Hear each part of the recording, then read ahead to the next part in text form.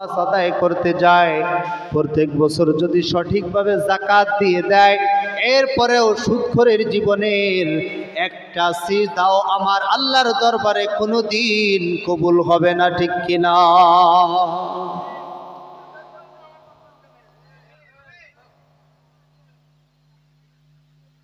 কেউ কি কিছু বলেছেন? সুদখোরেরা যদি কিয়ামত পর্যন্ত যদি সিজদায় পড়ে থাকে, তার কপালে যদি কালো দাগও পড়ে যায়, এমনকি কপাল যদি ছিদ্র হয়ে যায়, এরপরেও সুদখোরের জীবনের একটা আমলও কোনোদিন আমার আল্লাহর দরবারে কবুল হবে না, ঠিক কিনা? এর কারণটি হলো, আপনাদের কাছে আমি একটি প্রশ্ন করব। আপনি আমি যদি আল্লাহর বিরুদ্ধে যুদ্ধ করি, আবার যদি নামাজও পড়ি, আল্লাহর বিরুদ্ধে যুদ্ধও করতেছি আবার নামাজও পড়তেছি, তাহলে আমাদের এই নামাজকে আল্লাহ কবুল করবে? করবে বলেন? যদি আমরা নবীজির বিরুদ্ধে যুদ্ধ করি, আবার যদি মাথায় টুপিও দিই, তাহলে নবীজি কি আমাদের ব্যাপারে সুপারিশ করবে? করবে না। তাহলে সুদখোরদের ব্যাপারে আল্লাহ তাআলা কি বলতেছে কোরআনের মধ্যে আমাদের জানার প্রয়োজন আছে কি আছে না বলেন? অবশ্যই আছে। আল্লাহ তাআলা পবিত্র কোরআনের মধ্যে বলতেছেন, ফাইল্লাম তাফআলু ফাআযানু বিহারবিম মিনাল্লাহি ওয়া রাসূলি। ও সুদখোরেরা, তোমরা শুনে নাও, তোমরা যদি সুদকে বর্জন করতে না পারো, যদি সুদকে ছাড়তে না পারো, তাহলে আমি আল্লাহ তাআলার বিরুদ্ধে আর আমার নবীজির বিরুদ্ধে তোমাদের জন্য যুদ্ধের ঘোষণা রইল। চিৎকার করে বলুন না নাউযুবিল্লাহ। অর্থাৎ যারা সুদ খাইতেছে, এই সমস্ত মানুষেরা আমার আল্লাহর বিরুদ্ধে যুদ্ধ করতেছে এবং আমাদের সমস্ত মুসলমানদের কলিজার টুকরো, কলিজার নবী হযরতে মুহাম্মদুর রাসূলুল্লাহ সাল্লাল্লাহু আলাইহি সাল্লামের বিরুদ্ধেও যুদ্ধ করতেছে। তাহলে যে ব্যক্তি আল্লাহর বিরুদ্ধে আর নবীজির বিরুদ্ধে যুদ্ধ করতেছে, এই ব্যক্তির নামাজ আদায় করার কোনো প্রয়োজন আছে নাকি বলেন? আছে? কোনো প্রয়োজন নেই। এই ব্যক্তির মাথায় টুপি দেওয়ার কোনো প্রয়োজন আছে নাকি বলেন? আছে? কোনো প্রয়োজন নেই। অর্থাৎ সুদখোরদেরকে আপনারা বলে দিবেন, ও সুদখোর, আগে তুই সুদ ছাড়, তারপরে তুই নামাজ আদায় করিস। যদি তুই সুদকে ছাড়তে না পারিস, তাহলে তোর নামাজ আদায় করার কোনো প্রয়োজন নেই, ঠিক কিনা? এর কারণটা হলো, যারা সুদও খায় আবার নামাজও আদায় করে, যারা সুদও খায় আবার গভীর রাতে উঠে তাহাজ্জুদ আদায় করে, এই সমস্ত লোকেরা মূলত আল্লাহর জন্য ইবাদত করে না, এরা মূলত মানুষকে ধোঁকা দেওয়ার জন্য তাহাজ্জুদ আদায় করে, ঠিক কিনা? আর এইগুলো হলো সমাজের মধ্যে সবচেয়ে বড় মুনাফিক।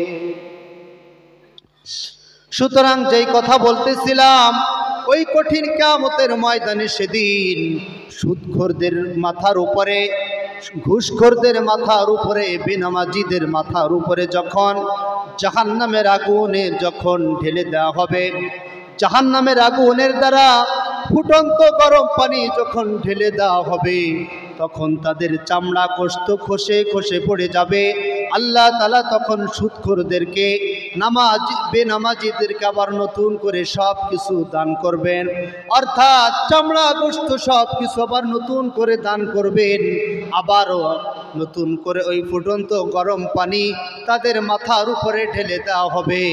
এই রকম 1 বছর আর 2 বছর নয়, কোটি কোটি বছর পর্যন্ত সুদখোরদেরকে, বেনামাজিদেরকে এই শাস্তি প্রদান করা হবে। চিৎকার করে বলুন না নাউযুবিল্লাহ।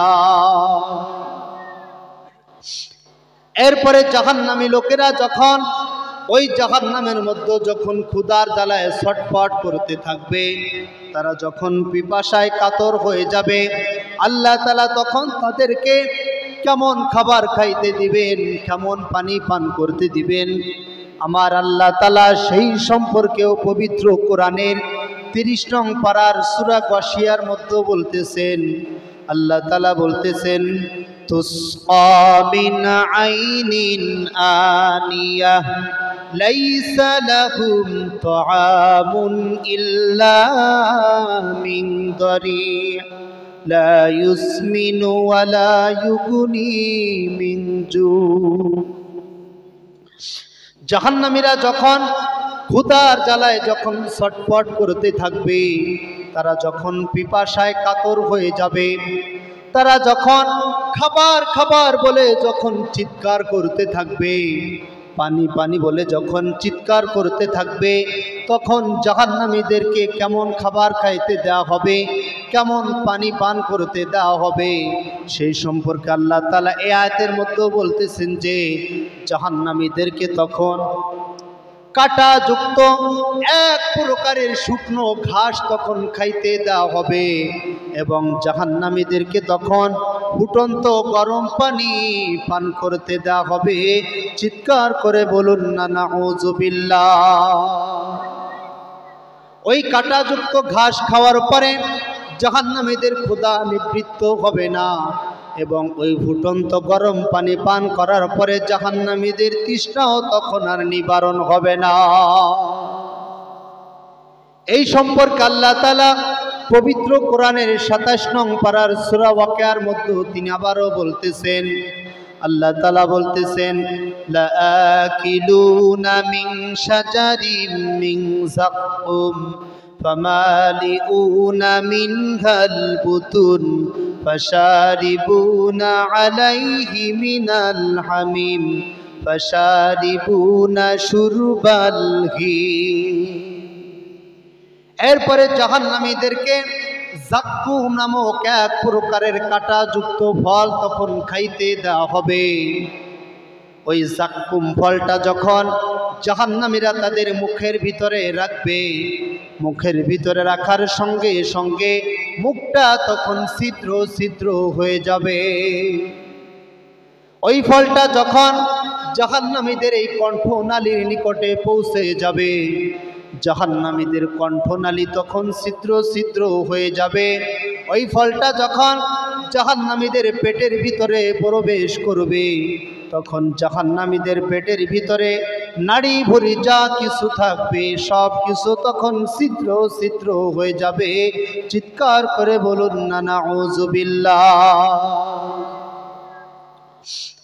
এরপরে ওই ফুটন্ত গরম পানি যখনই জাহান্নামীদের সামনে রাখা হবে, তারা এমনভাবে ওই ফুটন্ত গরম পানি পান করতে শুরু করে দিবে, যেমনিভাবে একটা পিপাসার্ত উটের সামনে যদি এক সপ্তাহ পরে কিছু ঠান্ডা পানি রাখা হয়, তাহলে ওই পিপাসার্ত উটটা এক সপ্তাহ পরে ওই ঠান্ডা পানি পাওয়ার সঙ্গে সঙ্গে যেমনিভাবে পান করতে শুরু করে দিবে, ঠিক তেমনিভাবে জাহান্নামীদের সামনে যখন জাহান্নামের আগুনের দ্বারা ফুটন্ত গরম পানি যখন জাহান্নামীদের সামনে যখনই রাখা হবে, তারা ওই পিপাসার্ত উটের মতন পান করতে শুরু করে দিবে। চিৎকার করে বলুন না নাউযুবিল্লাহ। আপনারা জিজ্ঞাসা করতে পারেন যে এই ফুটন্ত গরম পানি তারা কেন পাগলের মতন পান করতে শুরু করে দিবে? এর পিছনে একটা কারণ আছে কি আছে না বলেন? আছে কি আছে না বলেন? অবশ্যই আছে।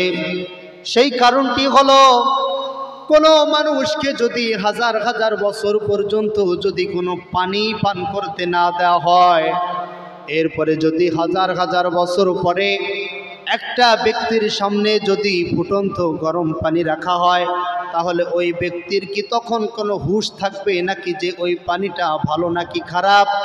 এই হুঁশটুকু তার মধ্যে থাকবে নাকি বলেন? থাকবে? কোনো হুঁশই থাকবে না। আর এই কারণেই মূলত জাহান্নামীরা সেদিন পিপাসার্ত উটের মতন পান করতে শুরু করে দিবে। এই সম্পর্কে আল্লাহ পাক রব্বুল আলামিন এরপরে পবিত্র কোরআনের 30 নং পারার মধ্যে বলতেছেন, আল্লাহ তাআলা বলতেছেন, লা ইয়াযুকুনা ফিহা বারদাও ওয়ালা শারাবা। লা ইয়াযুকুনা মানে জাহান্নামীদেরকে পান করতে দেওয়া হবে না। জাহান্নামীদেরকে আস্বাদন করতে দেওয়া হবে না। ফিহা মানে তার মধ্যে, অর্থাৎ জাহান্নামের মধ্যে, বারদান মানে কোনো ঠান্ডা পানি, ওয়ালা শারাবা, এবং সেখানে জাহান্নামীদেরকে কোনো শরবত পান করতে দেওয়া হবে না।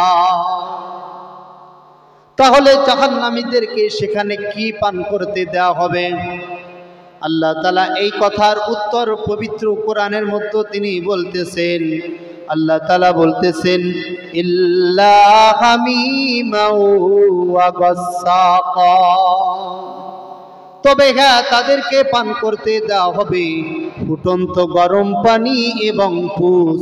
আর এই ফুটন্ত গরম পানি এবং পুজ যখনই জাহান্নামী মানুষেরা পান করবে, সঙ্গে সঙ্গে জাহান্নামীদের পেটের ভিতরে নাড়ি ভুড়ি যা কিছু থাকবে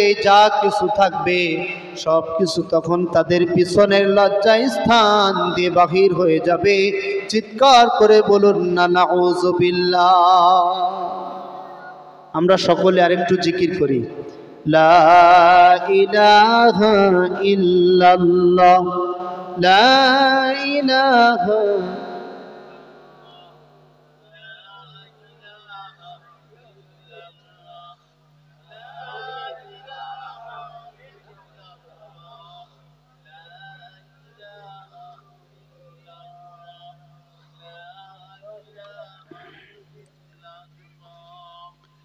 লা ইলাহা ইল্লাল্লাহু মুহাম্মাদুর রাসূলুল্লাহ সাল্লাল্লাহু আলাইহি সাল্লাম। তো ভাইরা আমার, জাহান্নাম সম্পর্কে আমি যে কথাগুলো বললাম, আপনাদের কি মনে হয় এই জাহান্নাম কি কোনো সহজ জায়গা নাকি ভয়ানক জায়গা?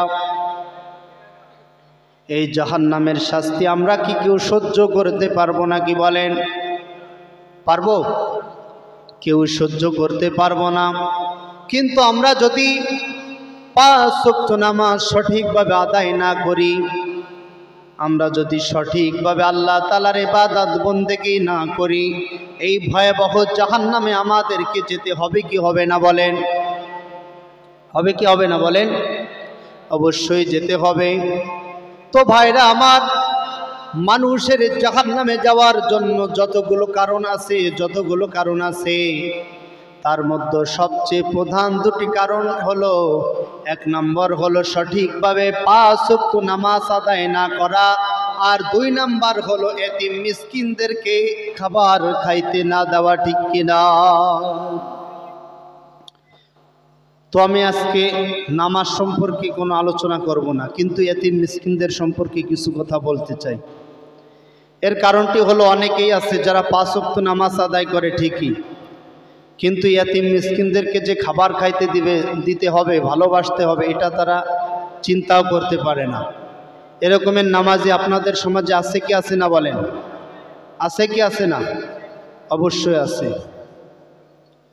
অথচ আল্লাহ তাআলা দেখেন, এই এতিম মিসকিনদের সম্পর্কে আল্লাহ তাআলা আমাদের নবীজিকে উদ্দেশ্য করে কি বলতেছেন। আল্লাহ তাআলা বলতেছেন, আরাআইতাল্লাযী ইউকাযযিবু বিদ্দীন ফাযালিকাল্লাযী ইয়াদুল ইয়াতীম। হে নবী, তুমি কি কখনো ওই সমস্ত মানুষদের সম্পর্কে চিন্তা করেছো নাকি, যেই সমস্ত মানুষেরা পরকালকে অস্বীকার করেছে, যারা জান্নাতকে অস্বীকার করেছে, আমার জাহান্নামকে অস্বীকার করেছে?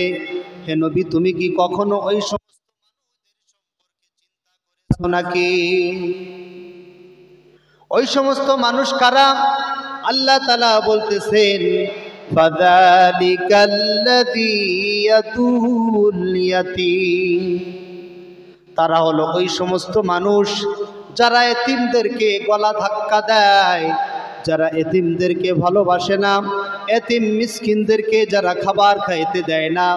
এই সমস্ত মানুষেরা কেমন যেন পরকালকেই অস্বীকার করলো।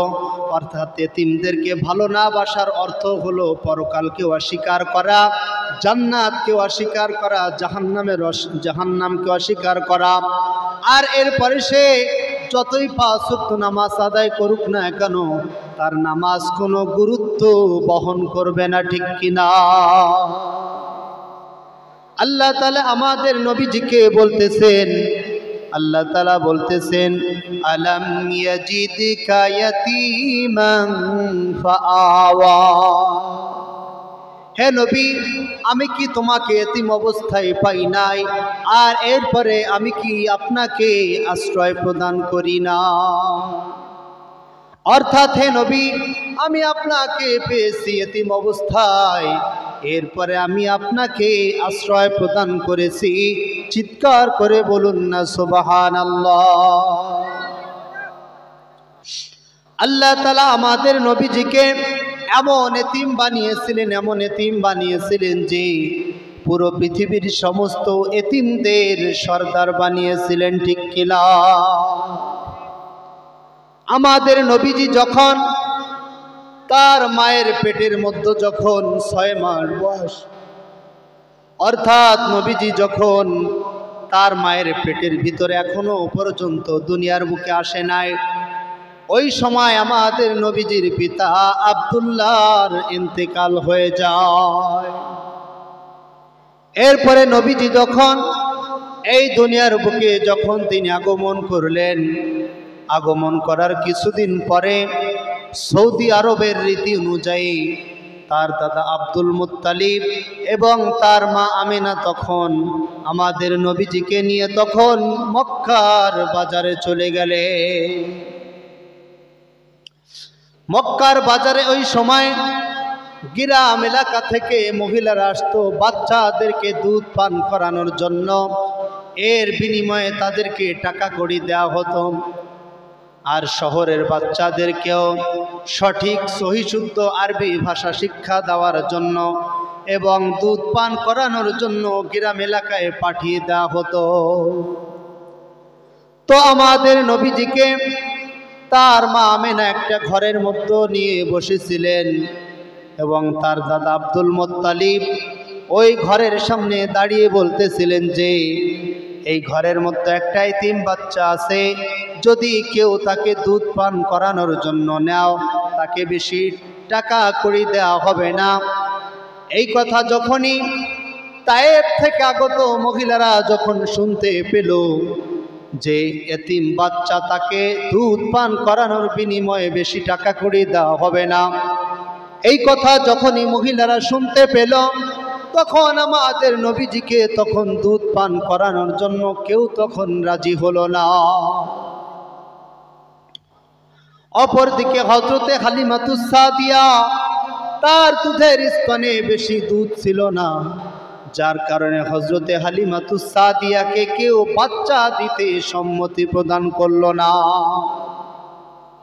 অবশেষে হযরতে হালিমাতুস সাদিয়া তিনি তার স্বামীর সঙ্গে পরামর্শ করলেন, আমার দুধের স্থানে যেহেতু দুধ না থাকার কারণে কেউ আমাকে বাচ্চা দিতেছে না, আমাদেরকে যেহেতু এইখান থেকে একেবারে খালি হাতে ফিরে যেতে হবে, তো আমার প্রাণের স্বামী অন্তত খালি হাতে ফিরে যাওয়ার চাইতে ওই এতিম বাচ্চা মোহাম্মদকে নিয়ে যাওয়া আমাদের জন্য মনে হয় কল্যাণকর হবে। হযরতে হালিমাতুস সাদিয়া যখন তার স্বামীকে এই কথা বললেন, তার স্বামী তখন তার স্ত্রী হালিমাতুস সাদিয়াকে বললেন, তুমি অবশ্যই যুক্তিসঙ্গত কথা বলেছ। এরপরে হযরতে হালিমাতুস সাদিয়া যখন আমাদের নবীজিকে নেওয়ার জন্য যখন ওই ঘরের মধ্যে প্রবেশ করলেন, হযরতে হালিমাতুস সাদিয়া বলতেছেন, আমি যখন নবীজিকে কোলে তুলে নেওয়ার জন্য ঘরের মধ্যে প্রবেশ করলাম, আমি নবীজির চেহারার দিকে লক্ষ্য করে দেখতে পেলাম কেমন যেন পূর্ণিমার চাঁদটা নবীজির চেহারার মধ্যে লুকিয়ে রয়েছে। চিৎকার করে বলুন না সুবহানাল্লাহ। এরপরে আমাদের নবীজিকে নিয়ে যখন হযরতে হালিমাতুস সাদিয়া এবং তার স্বামী যখন বাড়ির দিকে রওনা হলেন, তাদের একটা দুর্বল গাধা ছিল, যেই দুর্বল গাধার পিঠে চড়ে তারা মক্কার বাজারে এসেছিল। ওই গাধাটা এতটাই দুর্বল ছিল যে তারা যখন মক্কায় আসতেছিলেন, তখন সমস্ত গাধা হযরতে হালিমাতুস সাদিয়ার গাধার আগে আগে তখন দৌড়াইতেছিল আর তাকে বলতেছিল, তুমি কেমন দুর্বল গাধা নিয়ে এসেছো যে আমাদের সঙ্গে দৌড়াই তুমি পারতেছো না। কিন্তু ওই দুর্বল গাধাটাকে আল্লাহ তাআলা এতটা শক্তিশালী করে দিলেন, হযরতে হালিমাতুস সাদিয়া যখন আমাদের নবীজিকে নিয়ে যখন বাড়ির দিকে রওনা হলেন, ওই দুর্বল গাধাটা এতটা শক্তিশালী হয়ে গেল যে সমস্ত গাধার আগে আগে তখন দৌড়াতে শুরু করে দিল। চিৎকার করে বলুন না সুবহানাল্লাহ।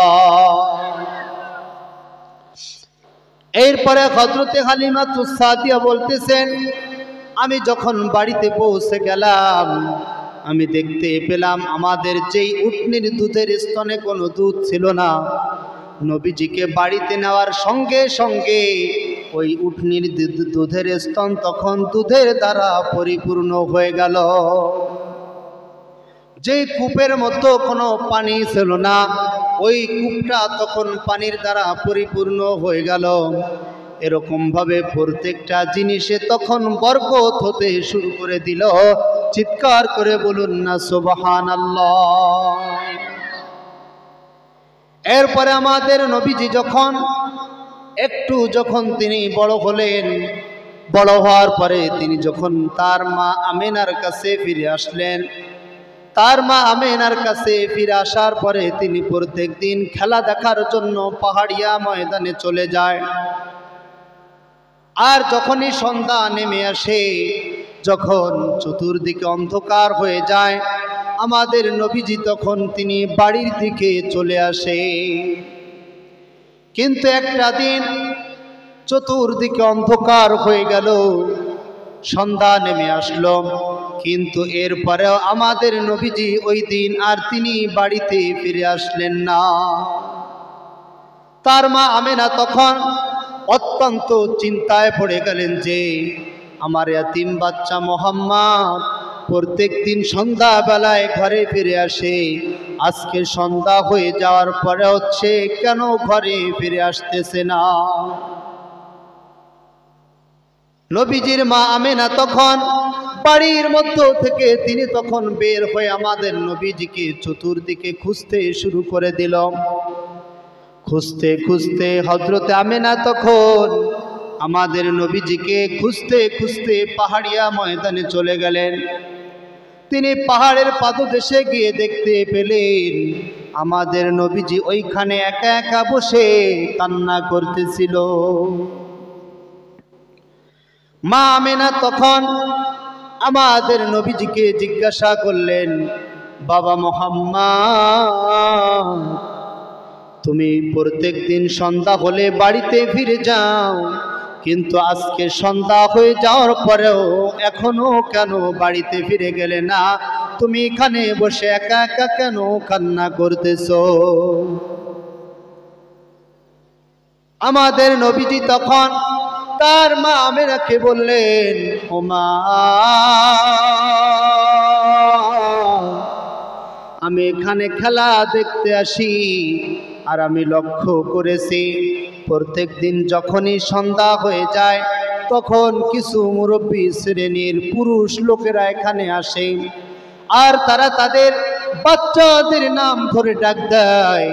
তাদের বাচ্চারা তাদের পিতার কোলে উঠে যায়, আর তাদের পিতারা তাদের কপালে চুমু খায়, মুখে চুমু খাইতে খাইতে তাদেরকে কোলে করে নিয়ে বাড়িতে চলে যায়।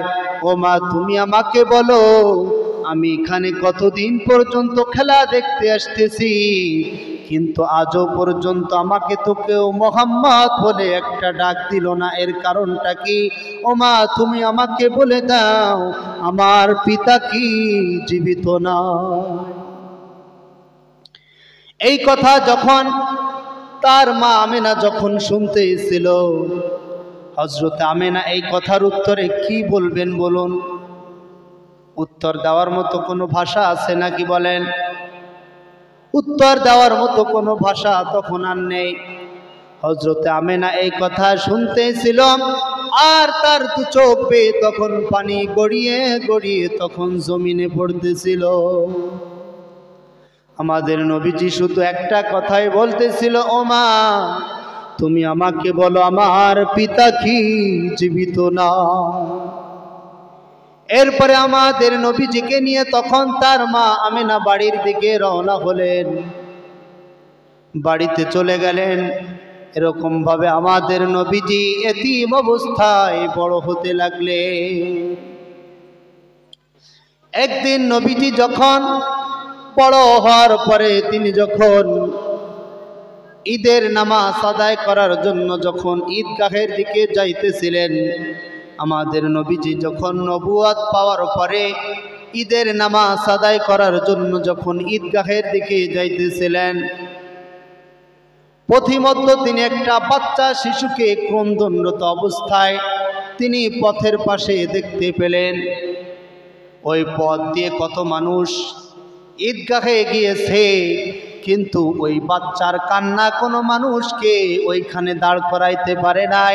আর আমাদের নবীজি ওই বাচ্চার কান্না শোনার পরে আর এক কদমও সামনে অগ্রসর হতে পারে না। আমাদের নবীজি তখন ওই বাচ্চাটিকে তখন কোলে তুলে নিয়ে ওই বাচ্চার কাছে জিজ্ঞাসা করলো, ও বাচ্চা, আজকে ঈদের দিনে সমস্ত বাচ্চারা কত আনন্দ ফুর্তি করতেছে, কিন্তু তুমি আনন্দ ফুর্তি করার পরিবর্তে তুমি এখানে বসে একা একা কেন কান্না করতেছো? ওই বাচ্চাটা আমাদের নবীজিকে চিনত না। আমাদের নবীজি যখনই তাকে বলল, তুমি এখানে ঈদের দিনে কেন একা একা বসে কান্না করতেছো, এই কথা জিজ্ঞাসা করার সঙ্গে সঙ্গে ওই বাচ্চাটি নবীজিকে বললেন, আমি এই কথার উত্তর আপনাকে দিতে পারবো না। আমি যদি মক্কার আব্দুল্লাহর পুত্র মুহাম্মদ সাল্লাল্লাহু আলাইহি সাল্লামকে পাই, মনের দুঃখ তার কাছেই বলবো। এই কথা যখন আমাদের নবীজি শুনতে পেলেন, আমাদের নবীজির দু চোখ বেয়ে তখন পানি ঝরতে শুরু করে দিল। আর তখন ওই বাচ্চাটিকে বলল, ও বাচ্চা, তুমি যে এতিম নবীর জন্য এখানে অপেক্ষা করতেছো, আমি তো হলাম সেই এতিম নবী হযরতে মুহাম্মদুর রাসূলুল্লাহ সাল্লাল্লাহু আলাইহি সাল্লাম। তুমি বলো তোমার মনের দুঃখ কি? ওই বাচ্চাটি তখন নবীজিকে বললেন, হে আল্লাহর রাসূল, আমি যখন খুবই ছোট ওই সময় আমার পিতা ইন্তেকাল করেছে। আর আমার পিতার ইন্তেকালের পরে আমার মায়ের অন্য একটা পুরুষের সঙ্গে বিবাহ হয়েছে। তো আমার মা যখনই আমাকে আদর করে, মহব্বত করে, ভালোবাসে, ওই লোকটা তখন এটা সহ্য করতে পারে না, পছন্দ করতে পারে না। যার কারণে সে আমার মাকে আঘাত করে, আমার শরীরে আঘাত করে, আমার মাকে মারধর করে, আমাকেও মারধর করে। এই জন্য আজকে ঈদের দিনে আমার মা আমাকে বলল, ও বাবা, আমি এমনই এক হতভাগিনী মহিলা, আজকে ঈদের দিনে পর্যন্ত আমি তোমাকে কোনো আদর যত্ন করতে পারলাম না। তবে তুমি ওই পথের ওই রাস্তার পাশে গিয়ে বসে থাকো, যদি মক্কার আব্দুল্লাহর পুত্র মুহাম্মাদের সঙ্গে তোমার দেখা হয়, তাহলে তুমি তোমার মনের দুঃখগুলো তার কাছেই বলো।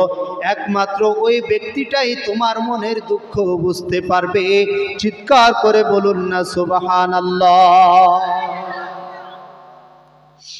এই জন্য আমি আপনার জন্য এখানে অপেক্ষা করতেছিলাম।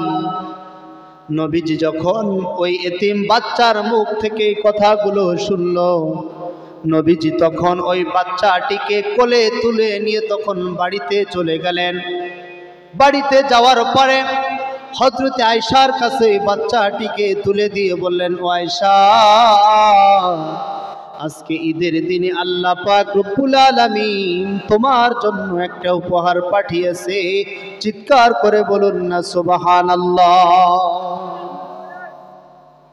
নবীজি তখন ওই বাচ্চাটিকে বললেন, ও বাচ্চা, আমি মুহাম্মদ যদি তোমার পিতা হয়ে যাই, হযরতে আয়েশা যদি তোমার মা হয়ে যায়, হযরতে ফাতেমা যদি তোমার বোন হয়ে যায় তাহলে বলো তোমার মনের দুঃখ মেটে নাকি? চিৎকার করে বলুন না সুবহানাল্লাহ। ওই বাচ্চাটি সঙ্গে সঙ্গে বললেন, হে আল্লাহর রাসূল, আপনি যদি আমার পিতা হয়ে যান, হযরতে আয়েশা যদি আমার মা হয়ে যায়, ফাতেমা যদি আমার বোন হয়ে যায়, আমার চাইতে বড় সৌভাগ্যশীল ব্যক্তি তো আর এই পৃথিবীর বুকে কেউ হতে পারে না, ঠিক কিনা? তাহলে একটাবার চিন্তা করে দেখুন, আমাদের নবীজি নিজে এতিম ছিলেন, আর তিনি এতিমদেরকে কতটা মহব্বত করতেন, ঠিক কিনা? আসলে ভাইরা আমার, শুধুমাত্র নামাজ আদায় করার দ্বারা কিন্তু জান্নাতে যাওয়া যাবে না। জান্নাতে যেতে হলে নামাজ আদায় করার সঙ্গে সঙ্গে আরো অনেকগুলো কাজও করতে হবে। যেমনিভাবে সুদ খাওয়া যাবে না, হারাম যত প্রকার খাবার আছে কোনো প্রকার হারাম খাওয়া যাবে না, মানুষের জায়গা জমি অন্যায়ভাবে আত্মসাৎ করা যাবে না, রমজানের 30টা রোজা রাখতে হবে, হজ ফরজ হলে হজ আদায় করতে হবে, যাকাত যদি আপনার উপর ফরজ হয়ে থাকে তাহলে একটা টাকাও কম যাকাত দেওয়া যাবে না। অর্থাৎ কোনো ব্যক্তির উপর যদি 40 লক্ষ টাকাও যদি যাকাত ফরজ হয়, আর ওই 40 লক্ষ টাকার মধ্য থেকে যদি একটা টাকাও যদি সে কম যাকাত দেয়, তাহলে তার যাকাত আল্লাহর দরবারে কবুল তো হবেই না, এবং তার বাকি সমস্ত হালাল সম্পদ হারাম হয়ে যাবে। আর ওই হারাম খাবার খেয়ে সে যখন নামাজ আদায় করবে, তার নামাজ আল্লাহর দরবারে কবুল হবে না। যদি আপনি সঠিকভাবে যাকাত না দিয়ে যদি হজ আদায় করেন, আপনার হজ কিন্তু আল্লাহর দরবারে কবুল হবে না, আপনার জীবনের একটা রোজাও আল্লাহর দরবারে কবুল হবে না, ঠিক কিনা? তো ভাইরা আমার, শুধুমাত্র কি নামাজ আদায় করলেই জাহান্নাম থেকে মুক্তি পাওয়া যাবে? বলেন, যাবে? শুধুমাত্র নামাজ আদায় করলেই কিন্তু জাহান্নাম থেকে মুক্তি পাওয়া যাবে না। 5 ওয়াক্ত নামাজও আদায় করতে হবে, সুদ খাওয়া থেকেও বিরত থাকতে হবে, অন্যের হক আদায় করা থেকে বিরত থাকতে হবে, এতিম মিসকিনদেরকে ভালোবাসতে হবে না। হবে কি হবে না? যদি আপনি নামাজ আদায় করেন কিন্তু এতিম মিসকিনদেরকে খাবার খাইতে না দেন, আপনি কি জান্নাতে যেতে পারবেন? পারবেন না। কারণ হলো আল্লাহ তাআলা নিজেই আমাদের নবীজিকে বলেছেন যে যারা এতিম মিসকিনদেরকে খাবার খাইতে দেয় না, এতিম মিসকিনদেরকে গলা ধরে ধাক্কা দেয়, এরা কেমন যেন জান্নাতকে অস্বীকার করলো, এরা কেমন যেন জাহান্নামকে অস্বীকার করলো। আর জান্নাত জাহান্নামকে অস্বীকার করার পরে যতই আপনি নামাজ আদায় করুন, আপনার এই নামাজ কোনো গুরুত্ব বহন করবে না। এই জন্য আমরা আজকের থেকে এতিম মিসকিনদেরকে ভালোবাসতে পারবো কি? আল্লাহ তাআলা আমাদের সকলকে এই তৌফিক দান করুক। আমরা সকলে পড়ে আমিন। এবং ভাইরা আমার, 5 ওয়াক্ত নামাজ সঠিকভাবে আদায় না করলে কেমন শাস্তি হবে আমি সংক্ষিপ্ত আকারে বলে আমার বয়ান শেষ করব। শুনতে রাজি আছেন তো? বেনামাজিদেরকে অনেকগুলো শাস্তি দেওয়া হবে। তার মধ্যে 1 নম্বরের শাস্তি হলো, বেনামাজি ব্যক্তিরা এই দুনিয়ার বুকে যদি কোটি কোটি টাকাও ইনকাম করে, দেখবেন বেনামাজিদের মধ্যে সর্বদা একটা পেরেশানি কাজ করে। অর্থাৎ বেনামাজির মধ্যে সর্বদা টেনশন কাজ করে, সে সর্বদা কোনো না কোনো টেনশনে থাকে। থাকে কি থাকে না বলেন? অবশ্যই থাকে। এরপরে বেনামাজির আরেকটা শাস্তি হলো, বেনামাজি যখন মৃত্যু যখন তার নিকটবর্তী হয়ে যায়, ওই সময় বেনামাজি ব্যক্তিটা এতটা ক্ষুধার্ত হয়ে যায়, এতটা পিপাসার্ত হয়ে যায় যে এই দুনিয়ার সমস্ত খাবার সমস্ত পানীয় যদি বেনামাজি ব্যক্তির কাছে তার মৃত্যুর সময় আনা হয় এবং খাওয়ানো হয়, পান করানো হয়, এরপরেও বেনামাজি ব্যক্তির ক্ষুধাও তখন দূর হয় না এবং তৃষ্ণাও তখন আর তার নিবারণ হয় না। এরপরে বেনামাজি ব্যক্তির আরেকটা শাস্তি হলো, বেনামাজি ব্যক্তিকে যখন কবরের মধ্যে দাফন করা হবে, দাফন করার সঙ্গে সঙ্গে বেনামাজি ব্যক্তির কবরটাকে এতটা চিকন করে দেওয়া হয়, এতটা সংকীর্ণ করে দেওয়া হয় যে এক পাঁজরের হাড্ডি অপর পাঁজরের হাড্ডির ভিতরে তখন ঢুকে যায়। চিৎকার করে বলুন না নাউযুবিল্লাহ। এরপরে বেনামাজির 4 নম্বরের শাস্তি হলো, বেনামাজি ব্যক্তির কবরের মধ্যে এমন ভয়াবহ 70টা সাপ নিযুক্ত করে দেয়া হবে, ওই 70টা সাপের মধ্য থেকে একটা সাপকে যদি এই দুনিয়ার বুকে যদি ছেড়ে দেওয়া হতো, আর ওই একটা সাপে যদি মাত্র একটা বার এই দুনিয়ার বুকে নিঃশ্বাস ফেলতো, ওই একটা নিঃশ্বাসের কারণে এই দুনিয়ার বুকে কোনোদিন একটা ঘাস পর্যন্ত জন্ম নিত না। তাহলে ওই সাপ কতটা ভয়াবহ হবে একটাবার চিন্তা করে দেখুন। এরকমের একটা আর দুইটা নয়, এরকমের 70টা সাপ বেনামাজি ব্যক্তির কবরের মধ্যে নিযুক্ত করে দেয়া হবে। আর ওই 70টা সাপে বেনামাজি ব্যক্তির শরীরের মধ্যে দংশন করতে শুরু করে দিবে। যখন একবার বেনামাজিকে ওই 70টা সাপে দংশন করবে, সঙ্গে সঙ্গে 70 হাত মাটির নিচে চলে যাবে। ওইখান থেকে তাকে আবার উঠানো হবে, আবার ওই 70টা সাপে তাকে দংশন করবে, আবার 70 হাত মাটির নিচে চলে যাবে, আবারও সেইখান থেকে তাকে উঠানো হবে, আবার ওই 70টা সাপে তাকে দংশন করবে। এরকম 1 বছর আর 2 বছর নয়, এরকমের লক্ষ লক্ষ হাজার হাজার বছর ধরে ওই ভয়াবহ 70টা সাপে বেনামাজি ব্যক্তিদেরকে দংশন করতে থাকবে। এরপরে 5 নম্বরের শাস্তি হলো, বেনামাজি ব্যক্তির কবরের মধ্যে ধাউ ধাউ করে আগুন জ্বালিয়ে দেওয়া হবে। এই যে শাস্তির কথা আমি বললাম, এই শাস্তিগুলো কে কে সহ্য করতে পারবেন? একটু হাত উঠান। কেউ পারবেন না? কেউ পারবেন না? কিন্তু আপনাদের মধ্যে 2-4 জন বেনামাজি আছে কি আছে না বলেন? আপনাদেরকে আমি এখন আবারও বলতেছি, আপনি যত বড়ই বংশের মানুষ হন না কেন, যত বড়ই দেশের মানুষ হন না কেন, যতই শক্তিশালী মানুষ হন না কেন, আমার আল্লাহর আসেও না যায়ও না। আপনি যদি সঠিকভাবে 5 ওয়াক্ত নামাজ আদায় না করেন, আপনাকেও এই শাস্তিগুলো ভোগ করতে হবে কি হবে না বলেন? অবশ্যই ভোগ করতে হবে। এই জন্য ভাইরা আমার, এতদিন যা করছেন, এই মুহূর্তে থেকে আল্লাহর কাছে তাওবা করুন যে আর কোনোদিন 1 ওয়াক্ত নামাজকেও আমি ছাড়ব না।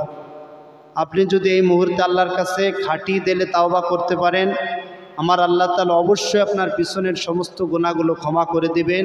চিৎকার করে বলুন না সুবহানাল্লাহ।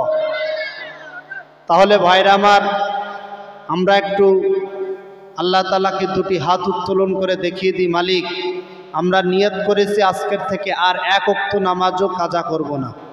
একটু 2টি হাত উত্তোলন করে আল্লাহ তাআলাকে দেখিয়ে দিই। আল্লাহ তাআলা আমাদের সকলের নিয়তকে কবুল করুক। আমরা সকলেই পড়ি আমিন। ভাইরা আমার, আপনারা সবাই হাত নামান। আসলে আমাদের উপর আল্লাহ তাআলা যত প্রকার ইবাদতকে ফরজ করেছেন, তার মধ্যে সবচেয়ে প্রধান ইবাদত হলো নামাজ। আপনি যতই এরকমের জলসা করেন আর যাই কিছু করেন না কেন, যদি সঠিকভাবে নামাজ আদায় না করেন, জলসা করে কিন্তু কোনো কাজ হবে না। ঠিক কি ঠিক না বলেন? এই জন্য ভাইরা আমার, আমরা আজকের থেকে সঠিকভাবে 5 ওয়াক্ত নামাজ জামাতের সঙ্গে আদায় করার চেষ্টা করব। আল্লাহ তাআলা আমাদের সকলকে সেই তৌফিক দান করুক। আমরা সকলেই পড়ি আমিন। এবং জাহান্নাম থেকে বাঁচতে হলে আরও যেই সমস্ত কাজগুলো করতে হবে এবং যেই কাজগুলো থেকে বিরত থাকতে হবে, আল্লাহ তাআলা আমাদের সকলকে সেই কাজগুলো থেকে বিরত থাকার তৌফিক দান করুক। আমরা সকলেই পড়ি আমিন। ওয়া আখিরু দাওয়ানা আনিল হামদুলিল্লাহি রাব্বিল আলামিন। আমরা সকলে একটু দুরূদ শরীফ পাঠ করি, সকলে একটু তাওবা পাঠ করি। সবাই পারেন তো? তাহলে সবাই একটু ইস্তিগফার পড়ি এবং সবাই একটু দুরূদ শরীফ পড়ি। আস্তাগফিরুল্লাহ রাব্বি মিন কুল্লি যামবি ওয়া আতুবু ইলাইহি লা হাওলা ওয়ালা কুওয়াতা ইল্লা বিল্লাহিল আলিয়্যিল আযীম।